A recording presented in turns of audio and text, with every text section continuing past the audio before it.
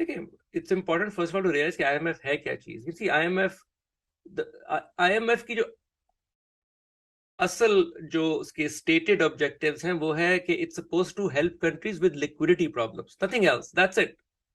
Liquidity problem क्या होती है? लिक्विडिटी प्रॉब्लम ये होती है कि भाई for some market driven temporary reason, that's the core thing to understand, कि for some temporary reason a country is short of dollars, so एक इंटरनेशनल लेंडर आके वो उसको शॉर्ट टर्म पे वो डॉलर्स दे दे, ताकि जो एक कुछ महीनों के लिए जो उनको मसला हो रहा है of making their international payments, वो करके they go back on their long run trajectory.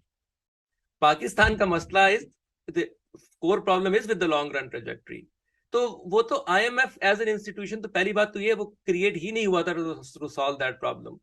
तो अगर आप ये एक्सपेक्ट कर रहे हैं कि आईएमएफ के आने से या हमारा आईएमएफ के जाने से वो कोर स्ट्रक्चरल प्रॉब्लम सॉल्व हो जाएंगे, तो वो तो the system is not even design that way कि वो आपको क्या करेगा। वो इसलिए वो सिर्फ वो अकाउंटिंग की कुछ बातें आपके साथ करेंगे, अच्छा भाई फिजिकल डेफिसिट को इस तरह से कर लो, उस तरह से कर लो, because all they are interested in कि यार अगर ये लिक्विडिटी प्रॉब्लम है तो चलो जो शॉर्ट टर्म कैश स्क्वीज है वो हम किसी तरह से पूरा करते हैं, and you just balance your books, और फिर जो आपकी नेचुरल ट्रेजेक्ट्री आप उसमें चले जाएंगे।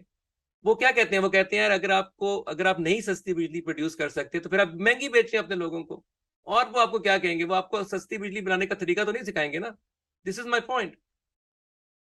Just to give one big issue with Pakistan, ये सारा आईएमएफ और वो जिसको सर्कुलर डेट कहते हैं, जस्ट द रॉन्ग वर्ड। वो असल प्रॉब्लम क्या है? वो असल प्रॉब्लम है कि every time you have had energy issue, you have tried to import the entire energy mix. आप कहते हैं हम किसी और से वो प्लांट खरीदेंगे, फिर हम तेल बाहर से मंगवाएंगे, और फिर हम अपने लोअर मिडिल क्लास को बेचेंगे। भाई कैसे बेचेंगे आप? The math does not add up. फिर आप सब्सिडाइज करने की कोशिश करते हैं, उसके लिए सर्कुलर डेट क्रिएट होता है, फिर आप कभी उसकी मेहनत करते हैं, कभी किसी और की, but the whole system is unsustainable.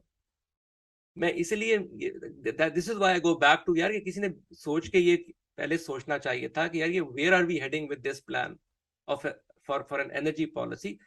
IMF का काम नहीं है, उनके लोग ट्रेंड ही नहीं है, उनके पास पावर ही नहीं है एक्चुअली।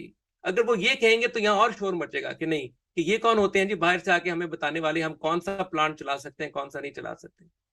सो ये चीजें हमने खुद करनी है, ये फैसले हमने खुद करने हैं, और फिर आपको आईएमएफ पे जाने की जरूरत नहीं होगी। And that is the only way. Another way to say this is कि हम कई दफा कहते हैं कि IMF conditionalities and so on, and we can argue about that, I mean that's a very reasonable conversation.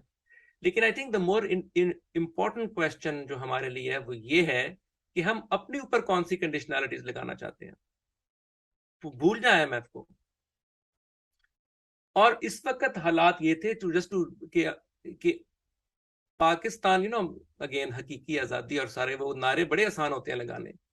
Pakistan की आजादी का ये हाल था कि अगर आईएमएफ थम्स डाउन देता, वो ग्लैडिएटर फिल्म में वो जिस तरह से होता है ना कि ये जिंदा रहेगा, वो किंग कहता है ये आईएमएफ के हाथ में था।